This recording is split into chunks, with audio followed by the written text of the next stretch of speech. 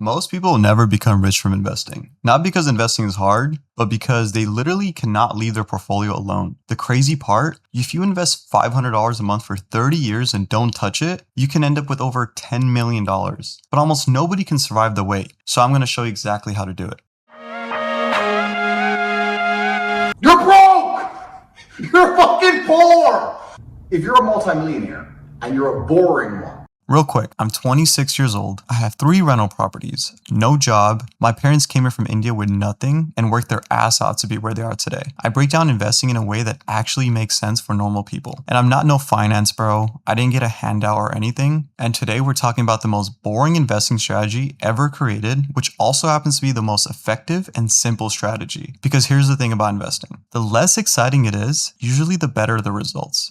I know it sounds fake, but here's the math. Let's say you start with $0, not 100,000, no inheritance, no mommy's or daddy's money. Then you invest $500 a month into a basic portfolio. There's no day trading, no options, just consistency. Now here's the milestones. At 20% returns, which is what my portfolio has averaged in the last 10 years. This is what you're sitting at. Year 1, you're at maybe $6,500, which doesn't sound like much. But then year 5, you're at $49,000. Year 10, probably sitting around $170,000 plus. Year 15, $500,000. Now you might think, you're 15 years in and you only have $500,000, like that's not much money, is it? But then this is where everything changes. Year 20, when you're at $1 million is where the compound goes crazy. At year 25, you're probably around $4 or $5 million.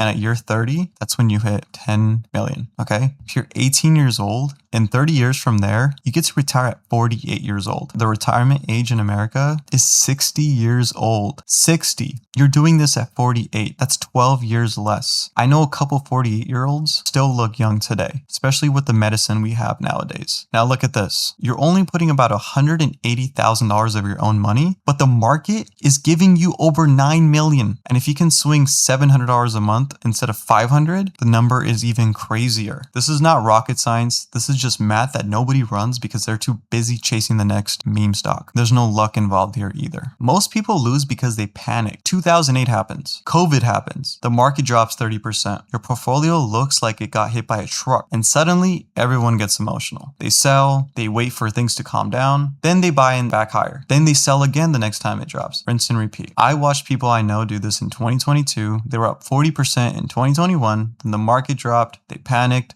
They locked in 25% losses. You know where they'd be today if they didn't touch it? Up over 80% from where they started. They missed everything because they couldn't sit still for 18 months. This is why investing is mostly mindset, not intellectual. You do not need 180 IQ to build wealth. You need emotional stability. That's literally it. Imagine planting a tree, then digging it up every 3 months to check if it's growing. That's how most people are investing nowadays.